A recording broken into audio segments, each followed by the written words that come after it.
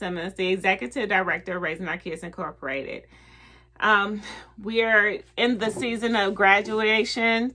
People are graduating from high school and from college during this pandemic like never before. We haven't experienced something like this. So everything that we have dreamed about for our kids, graduating, walking across the stage, going to prom, doing those fun celebratory things, giving them a graduation party or dinner, we're disappointed, we're sad, we're hurt. Our kids are sad and hurt. And I just want to just mention how when I was talking about social emotional needs and how the cycle works, expressing how you feel in a healthy way. So your kids need to know, you need to talk to them, express how you feel about this, because they know you feel in some type of way too and everything. And then let them express how they feel. And how can you show them emotions if you want to cry about it, hug on them, things of that nature. And then once okay, what can we do with these feelings? We had our little moment of expressing and getting it out of our system. Let's try to use a growth mindset and take this obstacle and turn it into an opportunity. This is a great way for us, in the midst of things, model to our kids how to deal with situations. How, when life hits you, what are you going to do? Are you going to fold or are you going to fight? We got to build them some type of resilience.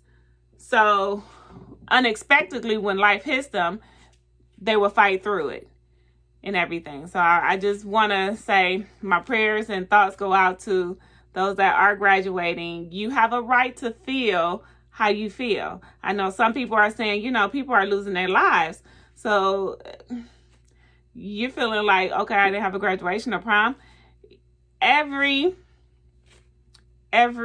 season, every experience, you have a right to feel that way.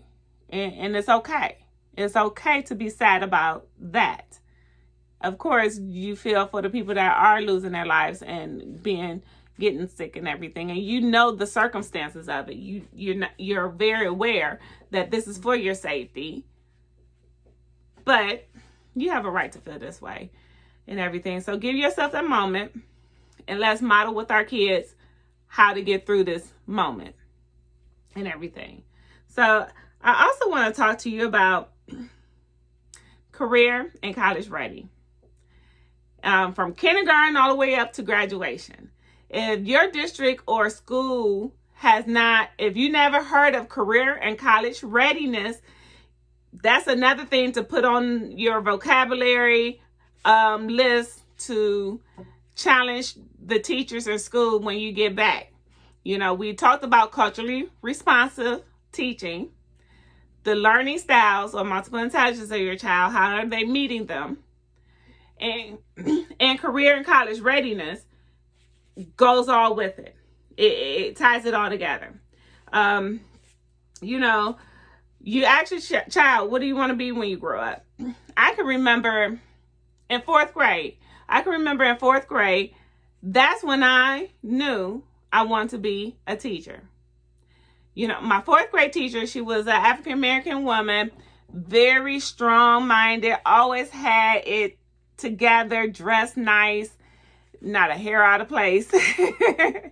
And she never raised her voice, but you can hear a pin drop in her classroom. She always demanded your attention. And I loved her.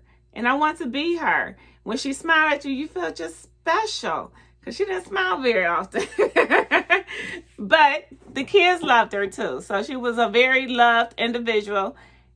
I resonated with that. I wanted to be her. I wanted that.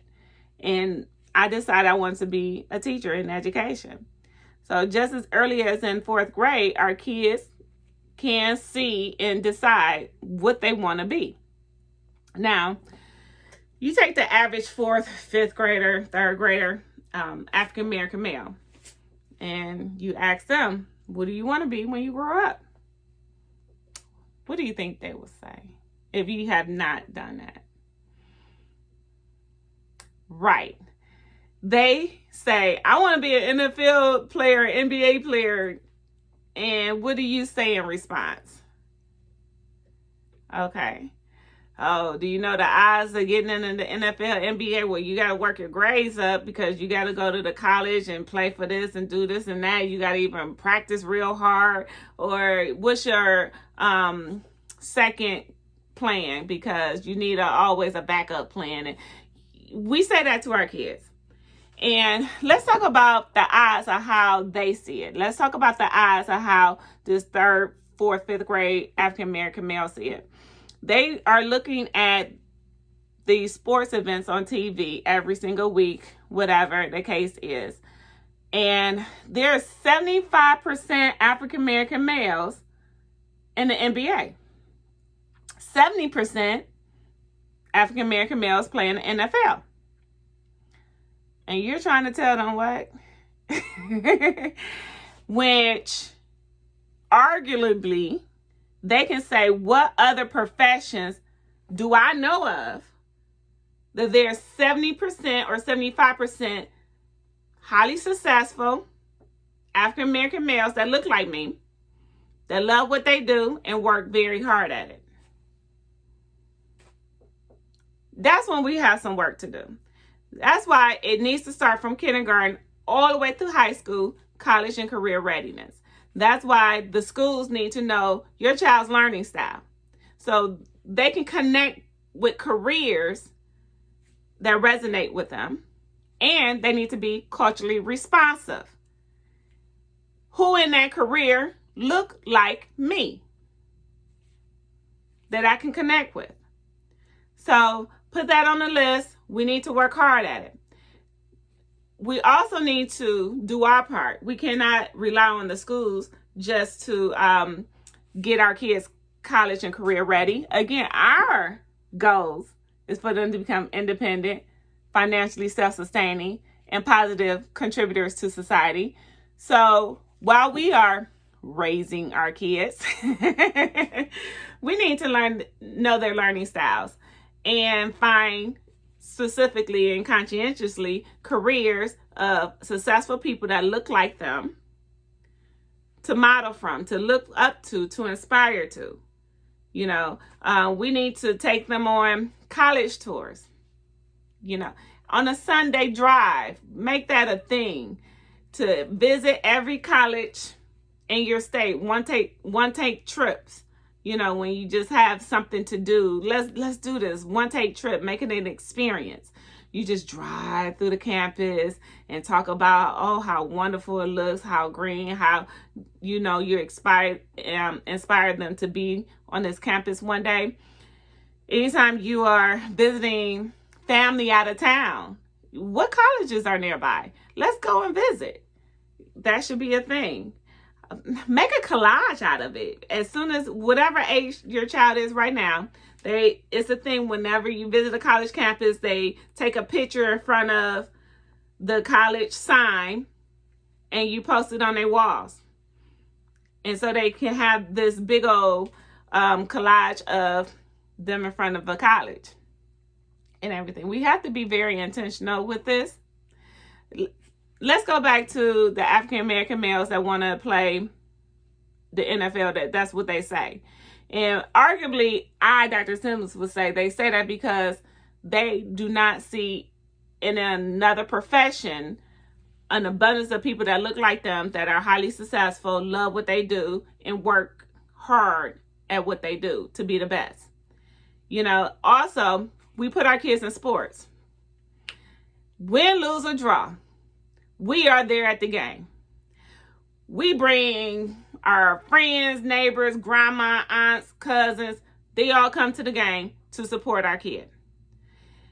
Our kid could be losing, whatever. Oh, that's okay. Brush it off. We yelling at the refs, thinking the ref stinks, whatever, bad call. We even can get mad at the coach. You want to be the coach. You're trying to tell your kid what to do on the field or, you know, on the court and everything. Yeah, we can get carried away. We can get really that football mom, basketball mom, or whatever, that dad. We can get carried away. What is that telling our kids? we are their number one fan when it comes to in sports. After they win or lose, sometimes we always take them to McDonald's. That's the day we have pizza, whatever their favorite food is, and things like that. Do we do the same with their academics? Can we really, truly say we do the same? When the school have curriculum nights, when they have these math nights or reading nights, yes, it's after work, just like the games are. And I'm telling you as an educator, we have to come up with some activities, some tricks, some circus acts, something to get the families out on curriculum night. We got to feed them, and we have to give out prizes, do games. It's like we have to do this or the family's not going to come. Basketball game, we just say we're having a basketball game. Magically, everybody appears. So I want to challenge you when school is back in session. As much as we give to our kids academically, or in a sports way, we give them academically. You know, oh, they need these tennis shoes for basketball. Or they need these cleats for football, or whatever the case is. But what do they need for their academics? Because I'm having the biggest issue now for teachers is kids don't even come to class with a pencil. A pencil. So our challenge to get our kids college and career ready from kindergarten all the way up. That's our challenge. Looking at their learning styles, making sure where the district that your child is going to is culturally responsive, to connect their careers of people that look like them, and they can see highly successful people that love what they do and work hard at being the best. So therefore, we can get them there.